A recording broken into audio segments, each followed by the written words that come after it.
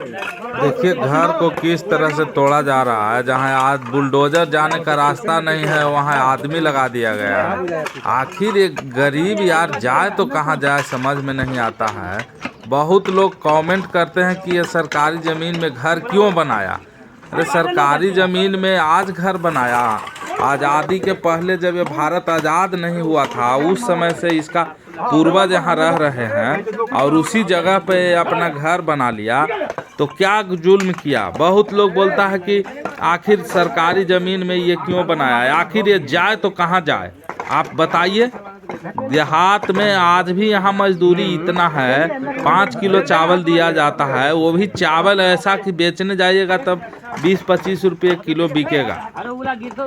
अब बताइए कि 150-200 के मजदूरी ये लोग को मिल रहा है और इस महंगाई में 150-200 में एक तो ये लोग को परिवार रहता है, बच्चा रहता है, 3 गो 4 गो 5 गो, शिक्षा न रहने के कारण। और अशिक्षित कौन रखा समाज में, इसको बैठने नहीं दिया जाता है। ये लोग को साथ में न आप बैठाइएगा न साथ में उठाइएगा, न इसके हाथ का आप पानी पीजिएगा, न आप अपने साथ में इसको गाड़ी में बैठने दीजिएगा। तो ये कैसे विकास करेगा। इसका बाल बच्चा को आप स्कूल में नहीं पढ़ने दीजिएगा। ये सब अत्याचार ये लोग के ऊपर किया गया है।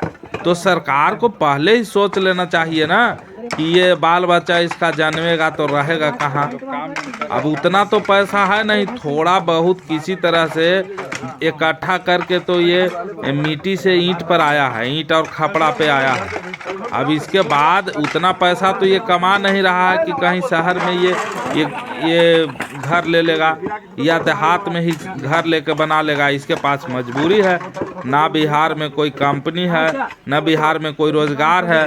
रोजगार के नाम पर कृषि में ये लोग काम करता है, खेती में काम करता है और यही लोग का उपजाया हुआ खा के लोग और एसी में रह के और यही लोग के ऊपर अत्याचार ढा रहा है। बहुत लोग कमेंट करते हैं कि ये लोग 10,000 पर वोट दिया था। हाँ मैं मानता हूँ इसके लिए हो सकता है ज़िंदगी में 10,000 एक बार ये लोग जमा भी नहीं किया होगा, नहीं देखा होगा, लेकिन अब एक मुश्त 10,000 मिल गया तो ईमान बेचारा का बदल गया।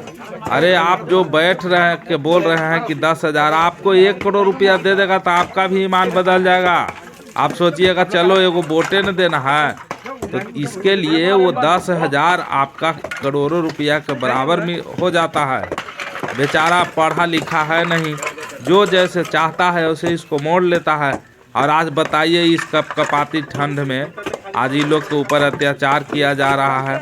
अब ये लोग तिरपाल तान के रहने के लिए मजबूर हो जाएंगे। आप ये तोड़ देने से क्या है, उसको आत्महत्या करवा दीजिए ना, उसको फांसी पे चढ़ा दीजिए। अभी ये जीवित है, इसके पास ज़मीन है नहीं, फिर ये कहीं न कहीं कब्जा करके रहेगा। ऐसा तो नहीं है कि ये सारे लोग मर जाएगा।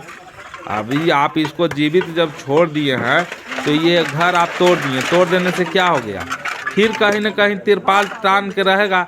आप सीधे सीधे अत्याचार कर रहे हैं, इसको दुख दे रहे हैं, परेशानी किया जा रहा है। बाद बाकी आप लोग सोचिए सही हो रहा है कि गलत हो रहा है। जो लोग कमेंट करते हैं जरा एक बार सोच समझ के कमेंट कीजिएगा।